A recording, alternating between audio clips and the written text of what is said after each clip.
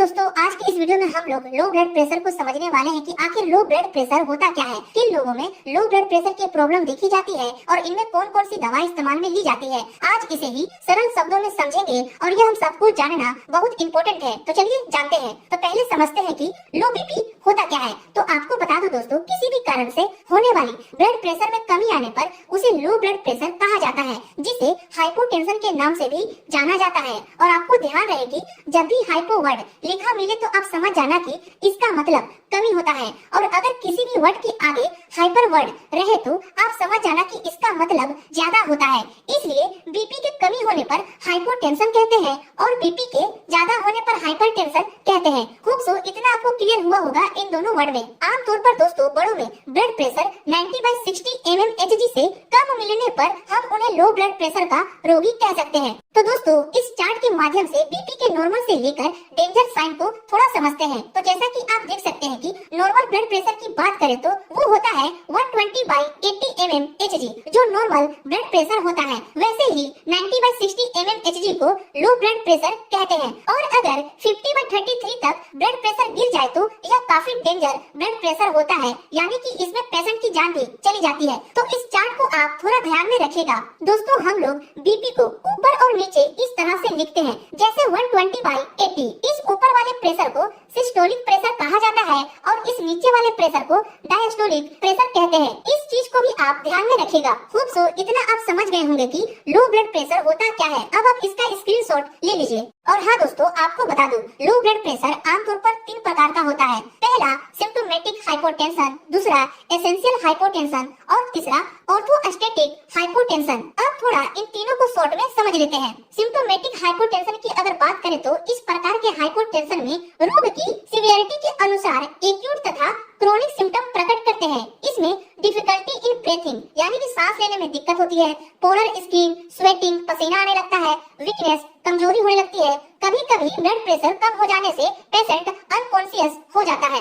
Essential hypotension की अगर बात करें तो इस प्रकार का हाइपोटेंशन बिना किसी कारण के होता है। 3% पेशेंट ऐसे होते हैं जिसमें इस प्रकार का हाइपोटेंशन होता है, जिसमें कोई स्पेशल सिम्टम नहीं होते हैं। ऐसा हाइपोटेंशन फीमेल में अधिक होता है, इस बात का आप ध्यान रखिएगा। ऑर्थोस्टैटिक हाइपोटेंशन की अगर बात करें तो इस प्रकार का हाइपोटेंशन कम समय के लिए होता है तथा इसमें वर्टिगो यानी कि चक्कर की स्थिति रहती है, जैसे थोड़ी देर के लिए पेशेंट द्वारा हार्ड वर्क करने पर या अचानक से खड़ा होने पर होता है। इसे ही ऑर्थोस्टैटिक हाइपोटेंशन कहते हैं। इस प्रकार के हाइपोटेंशन में सबसे कॉमन बात यह होती है कि पेशेंट के खड़े होने पर ब्लड प्रेशर कम हो जाता है, जबकि पल्स रेट वैसे ही बनी रहती है। ऐसे पेशेंट में ब्लैक आउट की स्थिति बन जाती है। ये थी दोस्तों इन तीनों के बारे में छोटी सी डिटेल।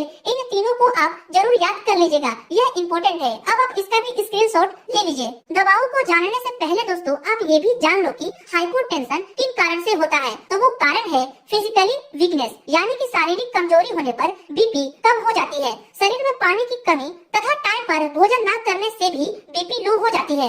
अधिक फिजिकल तथा मेंटल वर्क लोड होने के कारण भी लो ब्लड प्रेशर हो जाती है। अधिक उपवास करने से भी, यानी कि फेस्टिवल वगैरह में फास्टिंग करने से भी बीपी कम हो जाती है। ज्यादा ब्लड लॉस हो जाने पर भी बीपी लो हो जाती है। हेवी मेंस्ट्रुअल ब्लीडिंग होने के कारण भी बीपी लो हो जाती है। डायरिया अथवा कोलेरा की वजह से फ्लूइड लॉस होने के कारण भी ब्लड प्रेशर लो हो जाती है। ब्लड में हीमोग्लोबिन की कमी हो जाने पर भी बीपी लो हो जाती है। ये थी दोस्तों कुछ ऐसे कारण जिसमें बीपी लो हो जाती है। इसका भी अब आप स्क्रीनशॉट ले लीजिए। आप जानते हैं दोस्तों कि अगर किसी का बीपी लो हो जाए तब हमें क्या क्या सिम्टम यानी कि लक्षण दिखाई देते हैं, जिससे यह समझा जा सकता है कि हाँ उस व्यक्ति का बीपी लो हो गया है। तो वो सिम्टम है नोजिया, वोमिटिंग, वर्टिगो, यानी कि जी घबराना, उल्टी होना या चक्कर आने लगती है उस व्यक्ति को जिसका बीपी लो हो जाती है। आंखों के सामने अंधेरा होने लगता है और कभी कभी पेशेंट बेहोश यानी कि अनकॉन्शियस भी हो जाती है।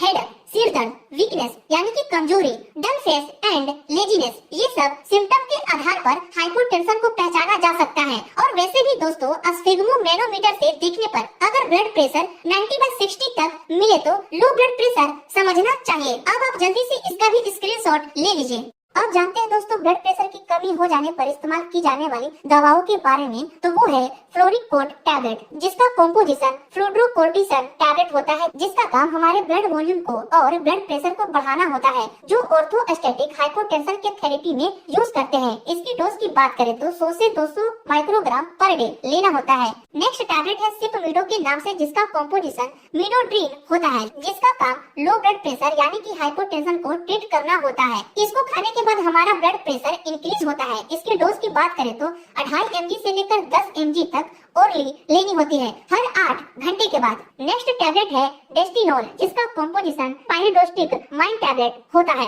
इसके अलावा दोस्तों पेशेंट को कंप्लीट बेड रेस्ट देना चाहिए। इंजेक्शन एनएस यानी कि नॉर्मल सलाइन सीधा मार्ग से दी जानी चाहिए। ओआरएस लगातार पिलाते रहना चाहिए ताकि डिहाइड्रेशन न हो। विटामिन, मिनरल्स तथा प्रोटीन रिच डाइट देनी चाहिए। पेशेंट को ज्यादा से ज्यादा फ्लूइड इंटेक लेना चाहिए। सिरप विटकोफोल 2 चम्मच सुबह शाम लेना चाहिए, अथवा कैप्सूल ओट्रिन रोजाना 1 कैप्सूल लेना चाहिए। सिरप बेस्टोजाइम 10 ml सुबह शाम खाने के बाद लेना चाहिए, अथवा यूनिइंजाइम कैप्सूल 1 कैप्सूल सुबह शाम लेना चाहिए। इसके अलावा सिम्टोमेटिक ट्रीटमेंट किया जाना चाहिए, जैसे नोजिया एंड वोमिटिंग होने पर टैबलेट रेंटेक डी देना चाहिए। हेडेक होने पर यानी कि सर दर्द होने पर टैबलेट डायनापार देना चाहिए। वर्टिगो होने पर टैबलेट अस्टेमिटिल देना चाहिए। ये थी दोस्तों छोटी सी नोट्स लो ब्लड प्रेशर के बारे में और इनके दवाओं के बारे में। होप सो ये वीडियो आपको अच्छी लगी हो। मिलते हैं अब आपसे नेक्स्ट वीडियो में।